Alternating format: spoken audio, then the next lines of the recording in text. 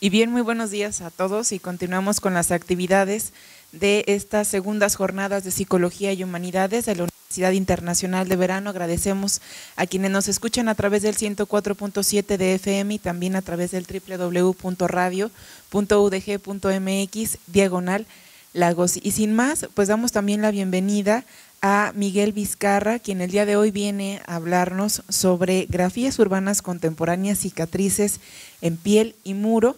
Y leo un poquito sobre nuestro ponente. Él es licenciado en Sociología por la Universidad de Guadalajara, maestro en estudios sobre la región por el Colegio de Jalisco, coordinador general desde 2013 de proyectos de investigación e intervención enfocados a la prevención de violencia y riesgos en jóvenes de la zona metropolitana de Guadalajara, o Puro Loco de Guanatos, masculinidades, violencias y cambios generacional en grupos de esquina por la Universidad de Guadalajara, el Colegio de Jalisco y el Ayuntamiento de Guadalajara, y Marvis, o Líricas de Tlaquepaque por parte del Colegio de Jalisco y el Ayuntamiento de Tlaquepaque, Marvis, y Demoscópica, o Porque así soy yo, identidad, violencias y alternativas sociales entre jóvenes pertenecientes a barrios o pandillas en colonias conflictivas en Zapopan, apoyado por el Colegio de Jalisco y el Ayuntamiento de Zapopan y Confín.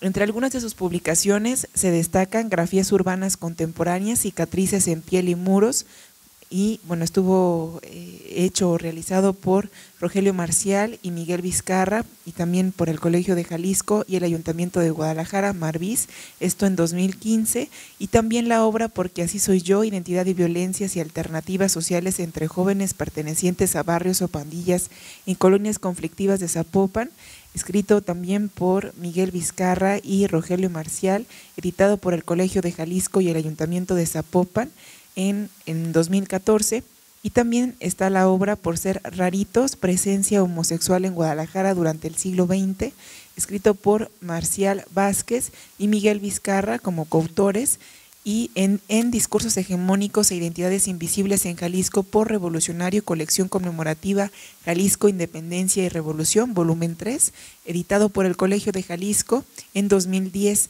También está la obra Usos del cuerpo y empoderamiento, teiboleras al ataque, en mujeres y erotismo, en revistas de estudios jaliscienses, número 76, realizada por el Colegio de Jalisco en el año 2010. Así que le damos por favor una cordial bienvenida.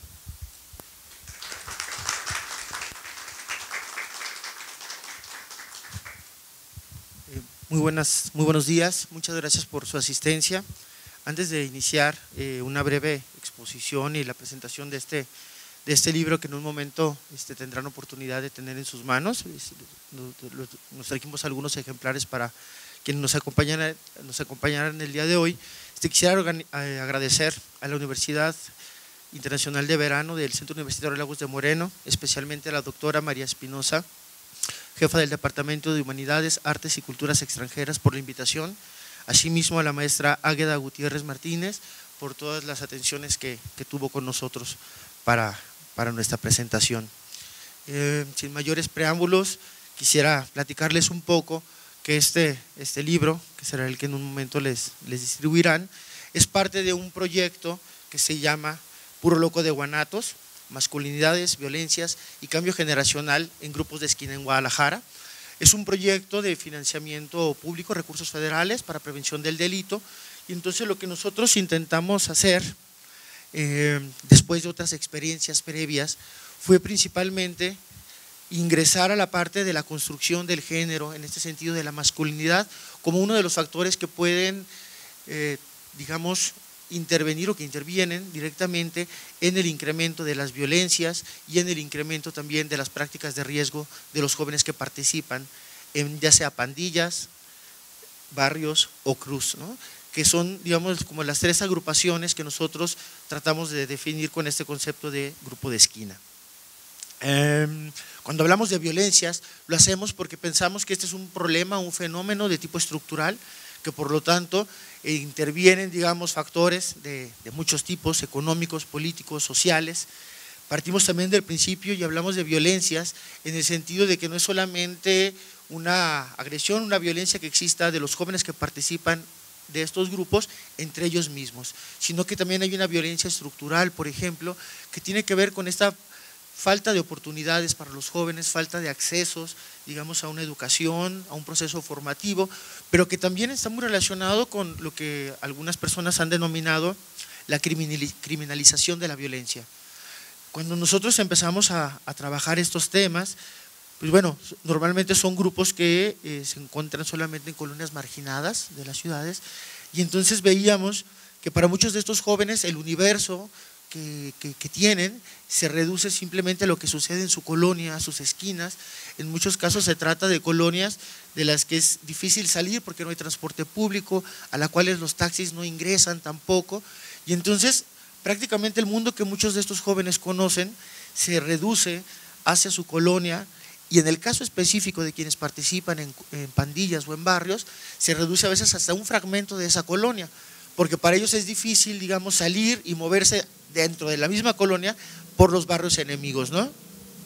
Entonces, esto va haciendo también que en muchos casos, pues bueno, la salida de la escuela, principalmente en la secundaria, digamos, bueno, es un problema que a nivel nacional se da en la secundaria en mayor proporción, pero bueno, sí encontramos, por ejemplo, que cerca del 40% de los pandilleros con los que nosotros trabajamos en este proyecto no habían terminado, perdón, solamente el 40% de los jóvenes que habían estado en pandillas habían terminado la secundaria, ¿no? Lo cual aumentaba al 53% más o menos en jóvenes que no habían participado en estas. Entonces, también ahí es muy interesante ver cómo estas violencias se ejercen de los mismos vecinos y de los medios hacia los jóvenes, ¿no? Porque de repente también los medios masivos de comunicación nos han presentado una imagen de los jóvenes que participan en estos grupos como violentos, como delincuentes, como adictos a algún tipo de sustancias. Sin embargo, uniendo esto al comentario anterior de la pobreza, pues resulta ser que muchos de los jóvenes que viven en otras circunstancias económicas y de desarrollo, pues también tienen una habitación propia donde puedan a lo mejor utilizar algún tipo de drogas, tienen una casa con un jardín o viven en un coto privado donde la policía no ingresa, y entonces en ese sentido es que no son detenidos. Lo que no sucede con jóvenes que viven en estas zonas marginadas, que no pueden salir y donde hay operativos constantes para detener este tipo de actividades o prácticas culturales, ¿no? Entonces también encontramos, por ejemplo, en ese sentido, que aproximadamente el 40% de jóvenes con los que trabajamos y encuestamos que habían participado en pandillas habían estado detenidos. Pero de ese 40%, cerca del 90% había sido por consumo de drogas y no por otro tipo de delitos. Y entonces, bueno, esto también nos hace entrar, yo creo que en otras discusiones muy actuales, como podría ser la despenalización o la legalización de la marihuana, ¿no? Es interesante también ver cómo en las colonias y polígonos que nosotros desarrollamos este trabajo, fueron 19 colonias divididas en 4 polígonos. Estos son Oblatos, Miravalle, Lomas del Paraíso, y el otro era El Salate. Entonces, vimos también ahí cómo históricamente lo que es el polígono de Oblatos, que ustedes podrán ver en video hoy por la tarde, ahorita hacemos ese anuncio. El polígono de Oblatos y El Salate son colonias, polígonos que ya tienen aproximadamente 30, 40 años de haberse construido. Entonces hay pandillas, donde uno de los integrantes es, por ejemplo, el de la portada, a este hombre le dicen el 13, precisamente es una pandilla que se llama la Florencia 13 y es una de las pocas pandillas a nivel nacional que tienen contactos transnacionales. La Florencia 13 es una pandilla que inicia en Los Ángeles, California, y posteriormente comienza a expandirse en distintos estados de la Unión Americana y posteriormente en México. En México actualmente Guadalajara es la única ciudad que tiene 2 pandillas Florencia 13. Resulta interesante que hay un contacto a nivel internacional de estos grupos y que entonces los veteranos o los líderes de estos grupos tienen que dar o extender un permiso para que se vuelva a abrir otra pandilla de estas en otra ciudad, ¿no?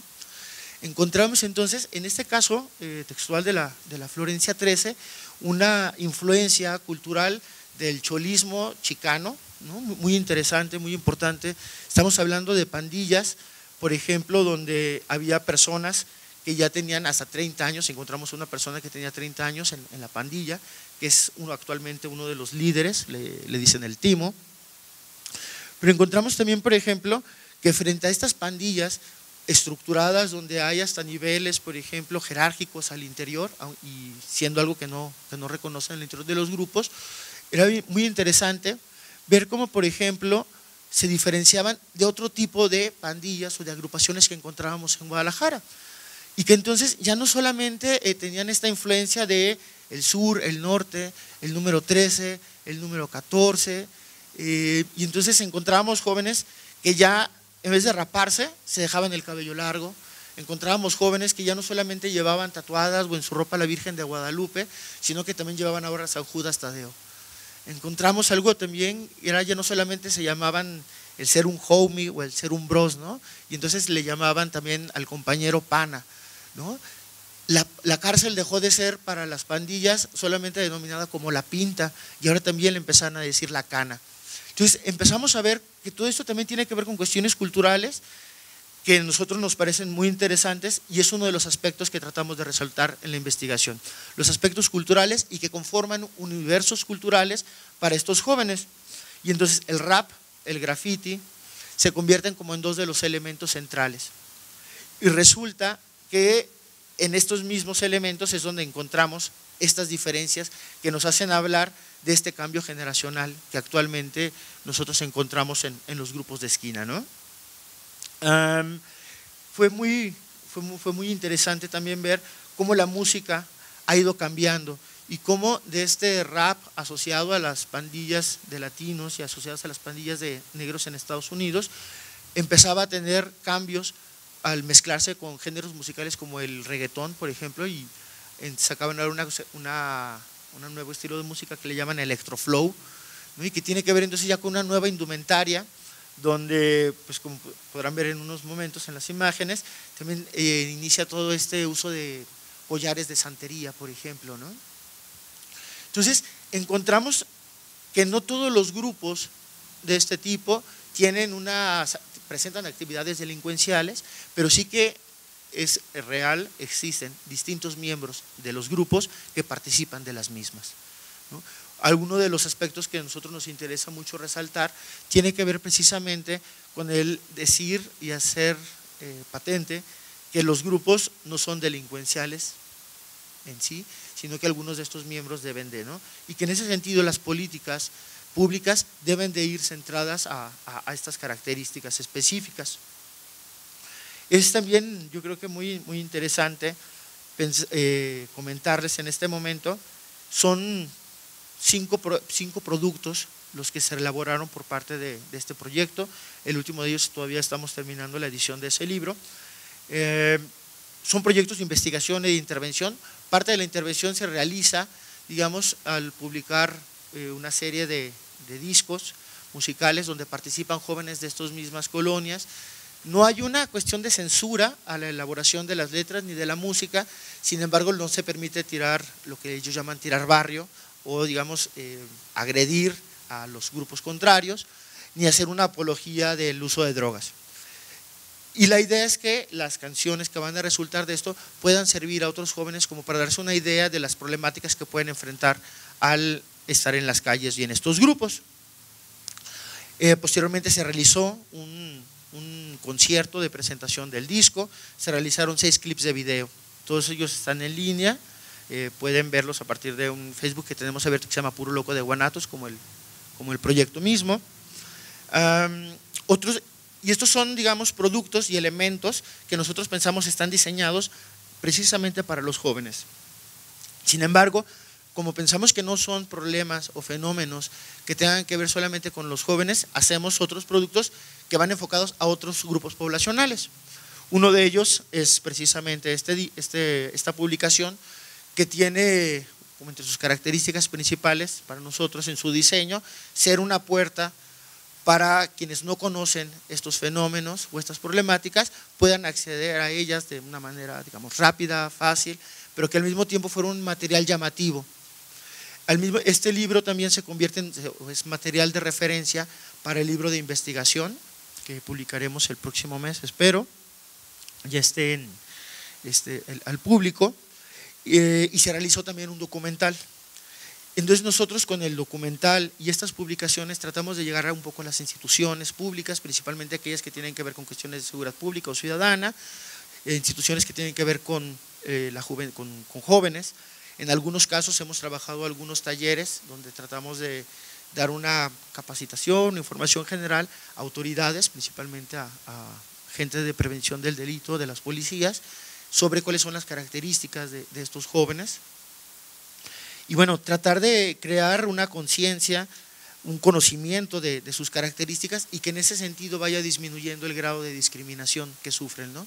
Y que nosotros consideramos también es parte de esas violencias que desde el exterior se ejercen sobre estos grupos. Bueno, parece que ya todos tienen el material, faltan unos minutos, no sé si gusten.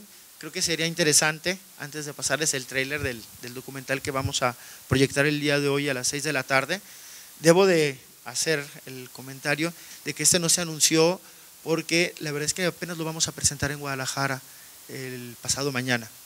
Entonces nosotros ya teníamos aproximadamente un mes diciendo que el estreno del documental pues es allá en Guadalajara, y por ese motivo, dadas las atenciones que nos han brindado, ya es la segunda ocasión y que nos invitan a Lagos, que nosotros pensamos en que debíamos de traernos todo lo que se pudiera, ¿no? Entonces, el día de hoy a las 6 de la tarde, aquí mismo vamos a presentar el documental. Antes de salir de esta breve charla, presentaremos el tráiler para que se animen y les digan a otras personas, esperemos que puedan acompañarnos.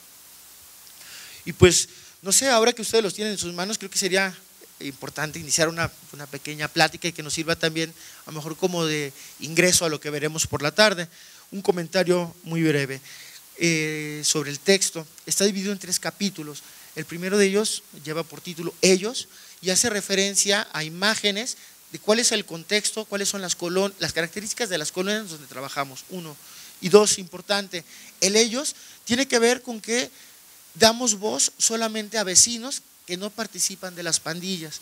Y entonces, ¿qué piensan las mujeres, los hombres, los niños que viven en estas situaciones y que llegaron a ver hace 5 años peleas de 50 o 100 personas en la calle, hasta con uso de bombas Molotov, que eran usadas contra patrullas, que eran usadas entre los mismos grupos? Hay un caso en una colonia que se llama Santa Chila, del polígono Blatos. Hay un señor, del cual no voy a mencionar su apodo ni nombre, pero en una ocasión que le avientan una bomba Molotov a su pandilla, trata de cacharla, le revienta y bueno, perdió prácticamente una 1/4 parte del brazo, ¿no? Y tiene quemada prácticamente la mitad de su rostro. Hace 5 años hubo un problema muy, muy drástico en la ciudad de Guadalajara con esto, y inició también una cuestión de lucha en las calles por el control de lo que sucedía en las mismas, en la que participaban principalmente las pandillas, la plaza o el crimen organizado y las policías, ¿no? Entonces, en este primer capítulo ¿qué es lo que pasa con esta gente que vivió esto? En un momento también en que ha disminuido enormemente el número de afectaciones a los vecinos, porque las peleas multitudinarias en la calle prácticamente han desaparecido, pero ha habido un cambio cualitativo de la violencia muy importante, que se ha visto reflejado en el aumento de homicidios. Y entonces ahora resulta ser que ya no se pelean afectando a los demás en la calle, sin embargo el número de homicidios ha ido en aumento, y entonces muchas de las querellas que existían entre ellos ahora se solucionan asesinando al enemigo, ¿no? El segundo capítulo lleva por título Somos, y tratamos de hacer referencia a algunas de ahí ya es quienes participan de estos grupos, que es culturalmente lo que los hace definirse como parte de un grupo. Tratamos de hacer principalmente ahí énfasis en la cuestión que ya les mencionaba del tatuaje, el graffiti y la música rap como elementos culturales propios de estos grupos. Y el último capítulo y tercero lleva el nombre de Nosotros, y en ese tratamos de hacer un poquito de énfasis en estas 3 ejes de investigación que tenemos: la construcción de la masculinidad, las violencias y el cambio generacional. Brevemente, por masculinidad entendemos que muchos de estos jóvenes o personas tratan de construir una imagen de masculinidad donde la violencia, la fuerza, la agresividad son patrones muy importantes de ellos mismos y que los hacen verse como malos. Y entre más malos tenga el grupo, pues ese grupo es más malo y por lo tanto podrá tener un mayor poder, ¿no? Por otro lado, lo de las violencias ya lo comentaba, y el cambio generacional, que sería el último punto a tratar antes de escucharlos, lo referimos como una cuestión cultural, que es esta que refería de el cambio santoral de las esquinas, ¿no? No una cuestión etaria. Encontramos también jóvenes de 14, 15, 16 años que ingresan a estos grupos y que bueno, siguen con esta indumentaria del tumbado, de pantalones muy flojos, las vírgenes de Guadalupe en la ropa, frente a los nuevos jóvenes de pandillas que ahora traen sus pantalones muy apretados tipo skinny y que ya no quieren ser cholos, ¿no? Y que de hecho critican esta forma de representarse. Y bueno, creo que sería el momento, si ustedes lo consideran también pertinente, de entablar un diálogo y hacer esto un poquito también más interesante, y por último pasarles el tráiler.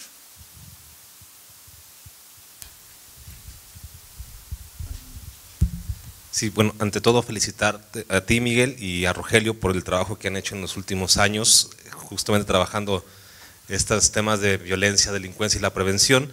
A mí me gustaría que para efectos prácticos nos digas cómo se hace una aproximación a una colonia con estas características que nos has descrito, es decir, cómo ustedes como investigadores se aproximan, es decir, llegan, se presentan ante ellos, le dicen qué están haciendo, es decir, que nos platicaras cuál ha sido el proceso de acercamiento, que imagino que no ha sido nada fácil ganar la confianza de estos jóvenes, y mucho menos pues ha sido fácil adentrarse en las dinámicas en las que ellos participan pues prácticamente todos los días.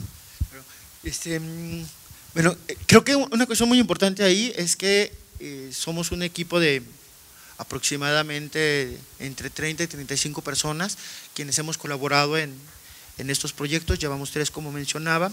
Este de Guadalajara es el último que hemos realizado.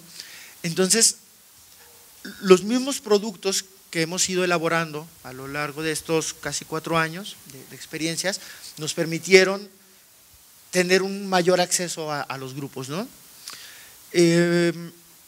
Ya que nos vamos por la parte de lo cultural de estos grupos, y el rap es uno de los elementos más importantes, resultó que en el primer trabajo que realizamos estuvo trabajando con nosotros un rapero que se llama El Negro Azteca, y entonces ahora, por ejemplo, en el Salate, en una ocasión andaban por ahí unos compañeros diciendo tal cual en las esquinas y caminando por la calle buscando jóvenes reunidos, y oye, mira, pues nosotros hacemos trabajos de rap, y los mandaron mira, pues aquí abajo a 2, 3 calles hay un cholo lleno de tatuajes y es rapero. Fueron, tocaron, salió esta persona, y cuando le muestran el libro que habíamos sacado de Zapopan, dijo, es el libro del Negro Azteca. Y entonces ya el jefe de ese equipo de investigación de campo le dice, bueno, sí es en el que aparece, pero no es el libro del Negro Azteca. Y eso nos dio, por ejemplo, pie a entrar con esta persona, ¿no? Que es el que cierra el libro, que es ¿no? El Pancha Saico, quien cabe mencionar, por ejemplo, es el artista, parece, mexicano de rap de gangas o de rap de pandillas con una mayor trayectoria internacional. Actualmente es la segunda gira que tiene en Europa, esta persona. Tiene clips con más de 1 millón de vistas o reproducciones en Facebook, en YouTube. Entonces creo que parte de ello ha sido esta trayectoria, ¿no? Productos donde se ha sabido que hay alguien que está haciendo discos, por ejemplo, que está apoyando jóvenes que son de pandillas y que otros las han escuchado. Yo creo que eso es una cuestión muy importante. Por otro lado, buena parte del equipo de trabajo que hemos tenido en campo son personas que siempre buscamos que haya por lo menos uno de los integrantes debió de haber vivido su infancia o juventud en colonias donde había estas dinámicas, ¿no? Entonces también esa cuestión de la vivencia propia de nuestros compañeros ha facilitado el ingresar con ellos. Otra cuestión yo creo que ha sido muy importante es que hemos tratado de guardar siempre la confidencialidad de lo que se nos platica y hemos brindado también esa confianza que nos dan, ¿no? Hay muchas cosas que pueden quedar grabadas en video, hay otras que solamente en audio, hay otras que no pueden quedar ni en audio ni en video, y hay algunas que acordamos, se platiquen o no se platiquen, ni siquiera pueden escribirse, ¿no? Uno de los cuestiones más importantes y que quedamos en que no se platicaría sería, por ejemplo, cuáles son algunos ejemplos de cómo ir subiendo jerárquicamente al interior de la pandilla, ¿no? Lo que ellos, por ejemplo, al ingresar, muchos de ellos son soldados o les llaman perros ahora también, y por ejemplo ellos son guaruras o guardaespaldas del que es el veterano, que el veterano, digamos, son personas de 40, 45 años, pero ya que el nivel de vida, el promedio de vida de muchos de ellos es muy corto, o sea, de llegar a los 45 años y ser miembro de una pandilla te hace líder, ¿no? Y entonces, las misiones, digamos, es uno de los temas que no podemos, por ejemplo, platicar, ¿no? Así como algunas de las cuestiones relacionadas con el enfrentamiento que hubo entre cuerpos de policía, crimen organizado y pandillas. No sé si más o menos… Gracias. Claro, diga.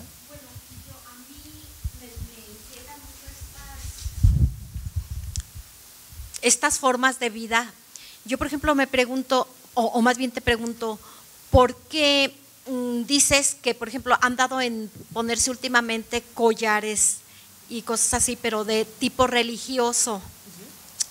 En sus cuerpos muchas veces están tatuadas imágenes católicas principalmente, y en sus ropas, porque ellos son religiosos, o no entiendo por qué usan esas imágenes. ¿Es únicamente las pandillas mexicanas, latinoamericanas, o por qué es eso? Bueno, en buena medida tiene que ver con la Virgen de Guadalupe principalmente, sí es un elemento que tiene que ver con una cuestión religiosa y una idiosincrasia en ese sentido de los jóvenes, pero también es un elemento de la cultura mexicana.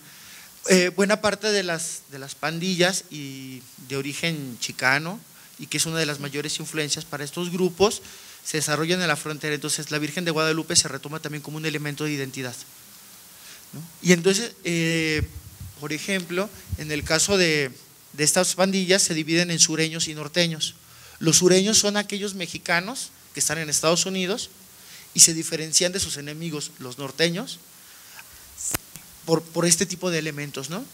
Ahora, si son identidades juveniles o formas de expresión juvenil que podríamos decir muy conservadoras, y en ese sentido existe una cuestión religiosa importante, ¿no? Entendida desde su propia perspectiva tal vez, ¿no? Es decir, a lo mejor es un pecado pelear o lastimar a otro. Sin embargo, pues Dios es bueno y me puede perdonar si lo lastimo porque me estoy defendiendo, ¿no? Podría ser algo así. Y algo que se nos hace muy interesante ahora es ver cómo tras una nueva, la globalización, ¿no?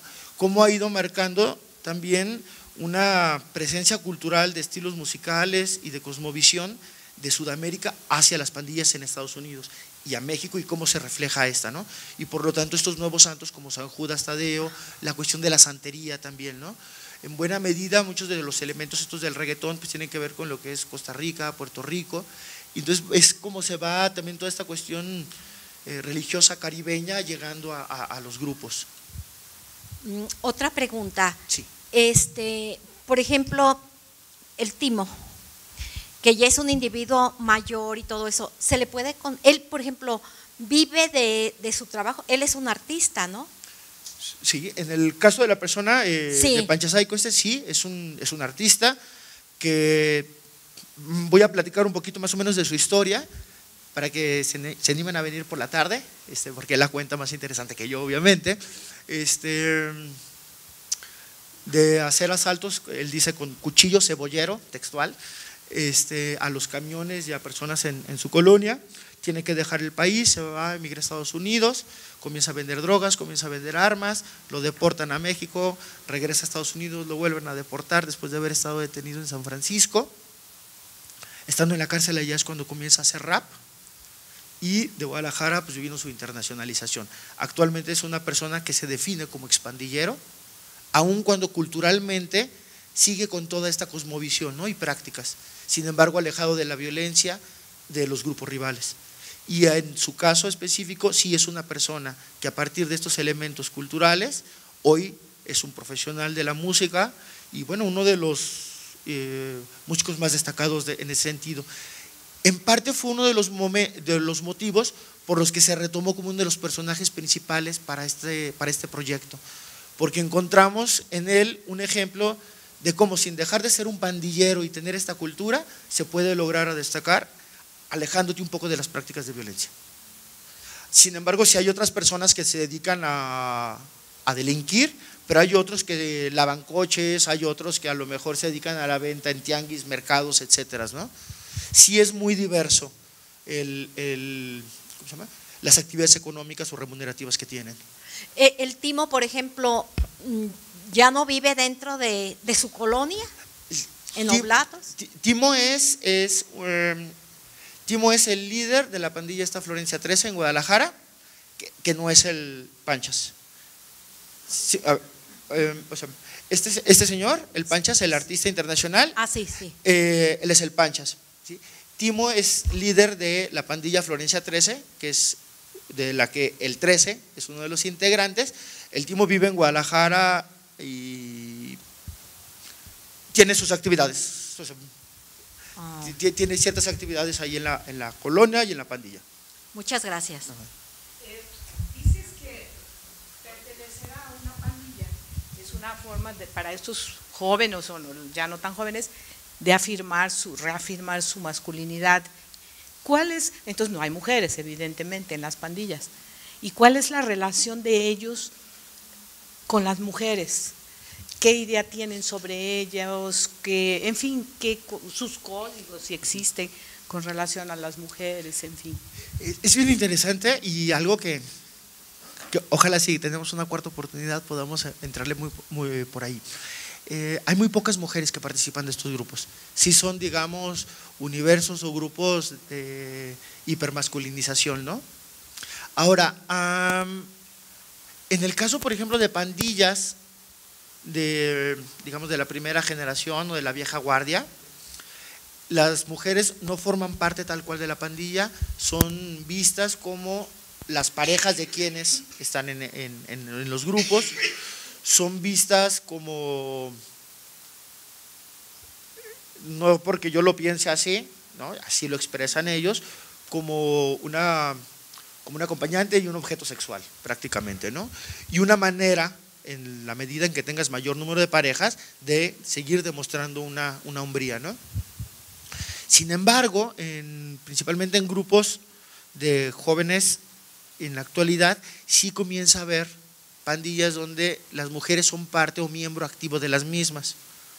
Hemos encontrado, por ejemplo, en Santana, Tepetitlán, que es Zapopan, en otro proyecto encontramos una agrupación de puras mujeres que se llamaban Las Diablas, eran aproximadamente 15 chavas, y bueno, era una pandilla donde no había hombres y en la que ellas sí se llegaban a enfrentar directamente con hombres. Ahora, hay pandillas donde hay un rito que le llaman el brinco. El brinco normalmente significa que para entrar al grupo debes de sostener un enfrentamiento físico a golpes con 3 miembros del grupo durante 13 segundos.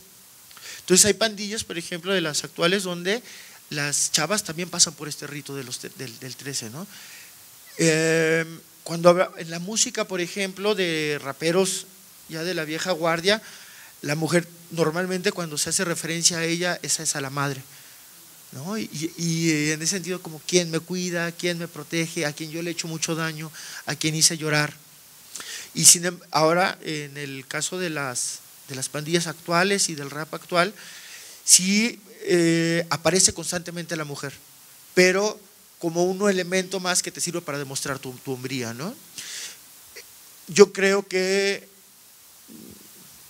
sí, en el grado en que siga habiendo una mayor apertura y participación de la mujer en todos los aspectos de la vida, pues también se va a ver aquí, ¿no? Como se ha dado en el crimen organizado en los últimos años, ¿no?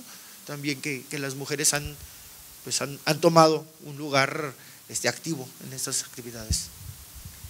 Bueno, a mí me gustaría preguntarle sobre los tatuajes y la distribución de los mismos y también cómo estos forman parte de la historia que el individuo va aportando en su cuerpo. Bueno, si hay, por ejemplo, digamos, hay pandillas, ¿no? Como estas muy chicanas, donde hay tatuajes que dependiendo del rango que tengas, puedes ir poniéndote. Por ejemplo, ¿no? Los famosos 3 puntos, ¿no? Que es la vida loca, y que se supone estos 3 son los ejes en los que se va a mover la vida de las personas en pandilla, que es la muerte, el manicomio y la cárcel. Y entonces para poder ser, digamos, para poder tener estos tatuajes en este tipo de grupos de pandilla chicana, sí hay que cumplir con ciertas misiones y ser ya parte del grupo y haberle brincado. Por ejemplo, también el uso de las lágrimas, ¿no? Como una señal de que ya mataste a alguien, tal cual. Pero por ejemplo, estas cosas, hay una ruptura en este cambio generacional. Hay una persona que voy a omitir el nombre por cuestiones obvias, que una ocasión que lo estaba entrevistando y fue el grupo con el que en realidad terminamos este proyecto, porque creo que fue un grupo que nos permitió cerrar este ciclo del cambio generacional. Entonces cuando le pregunto, oye, a ver ustedes cómo se diferencian en la cuestión de los tatuajes precisamente con los cholos chicanos, me decía, bueno, pues es que pues esos güeyes pues se ponen su lagrimita, y en eso más o menos le hizo así, yo escucho sus voces y por eso tengo esto, y es una frase que tiene aquí tatuado donde habla de las voces que escucha por las noches. Y entonces me dice, por eso tengo esto y por eso los tengo aquí planchados. Y en eso me enseña, y bueno, tenía varios rostros, ¿no? Eran las personas que él había matado. Ahora, a lo que trato de llegar con esto es que en este cambio generacional también ha habido un cambio en el tatuaje, y entonces los tatuajes ahora, en el grado también en que esto ha sido de conocimiento público y que significa que tener esto, mataste a alguien, pues ya muchos no lo quieren hacer, ¿no? Y entonces prácticamente esto ha ido también modificando que los mismos chavos ya no quieran denominarse cholos o no quieran eso, porque también es una cuestión de acechamiento de la policía, ¿no? Pero bueno, hay elementos como las cuestiones religiosas que sí constantemente se llevan. El hecho, por ejemplo, en la persona que ustedes tienen ahí en la portada, pues tanto en la nuca como en el cuello trae el número 13, ¿no? Y el número, y de hecho lo trae también aquí los dedos, y él es el 13, y el 13 es el número que identifica a las pandillas sureñas o de mexicanos en Estados Unidos, ¿no? Entonces sí sirven como un medio para diferenciarte de los sujetos, demostrar una pertenencia, pero al mismo tiempo el tatuaje, al ser algo que supuestamente llevarás por vida, pues es algo que te marca, ¿no? Para siempre, y que te hace un individuo parte del grupo.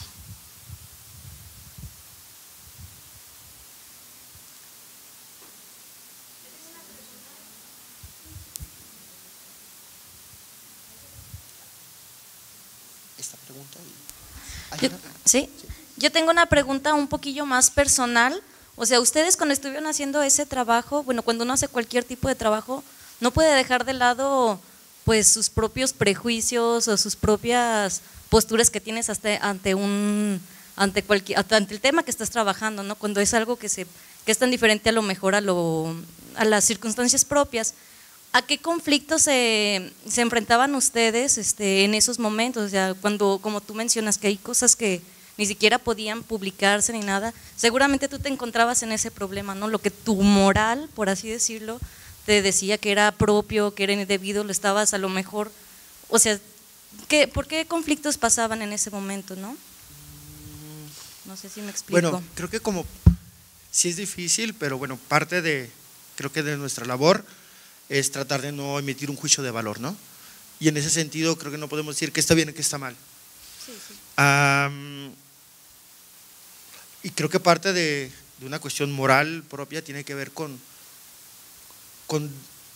que si nosotros esperamos que nos digan la verdad, nosotros también cumplirles a ellos, ¿no? Y creo que ese es el primer punto, porque es una cuestión muy en términos de ellos, es una cuestión de hombres y de respeto, ¿no? Y es como ellos se han ganado el respeto y como nosotros también tratamos de ganarnos el respeto. Si hay momentos a lo mejor en los que no estamos de acuerdo con alguna cosa, pero creo que nuestra labor es demostrar la realidad lo más objetivamente que podamos.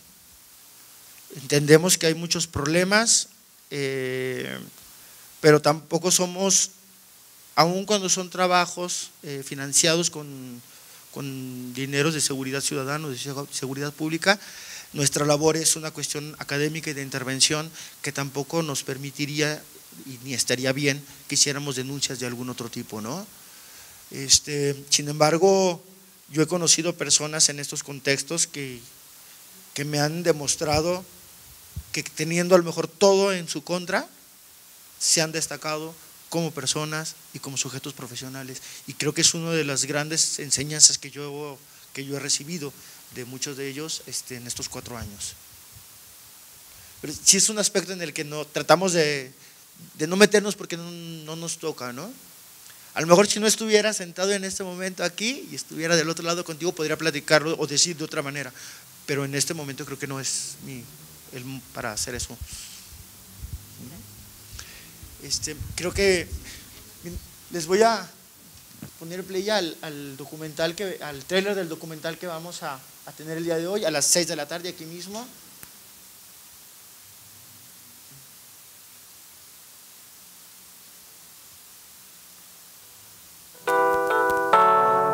Tiene su esquina. Va a ver, hay una zona donde aquí todos paramos la bala. ¿Va uno o no va ninguno? Todos paramos. Y te sientes acoplado ahí es como una familia, te sientes chido con ellos, como que todos tienen problemas. Dentro de muchos años, no sé, la verdad, porque ya pasando muchos años lo que me voy a ver es en un cajón, ni yo me voy a ver, pero tienes que estar dispuesto a estar en la pandilla y a hacer lo que la pandilla te diga. Por revistas iniciamos el barrio, ahorita somos una familia. O sea, dar la vida por tu barrio, Simón.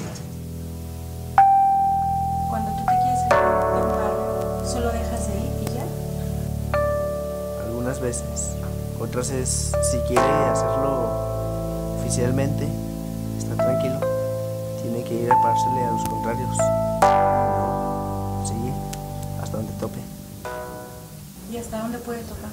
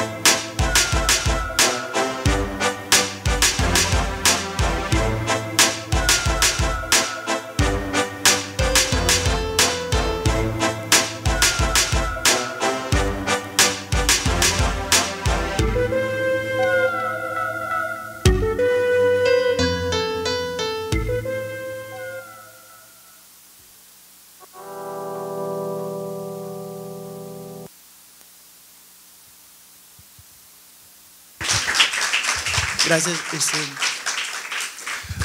Por la tarde también estará aquí Jonás González y Yoli, que de hecho debe estar por llegar.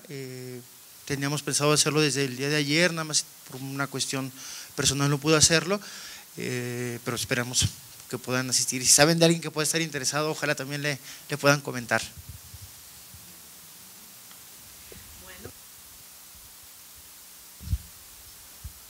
Agradecemos mucho a Miguel Vizcarra que nos hizo esta presentación tan interesante y le entregamos su constancia. Este evento todo está dentro del marco de la Universidad Internacional de Verano.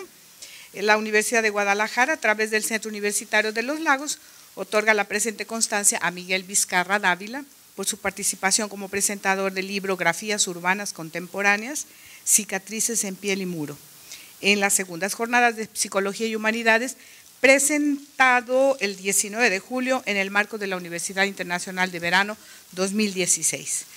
Aquí tienes y pues muchas gracias. Y bueno,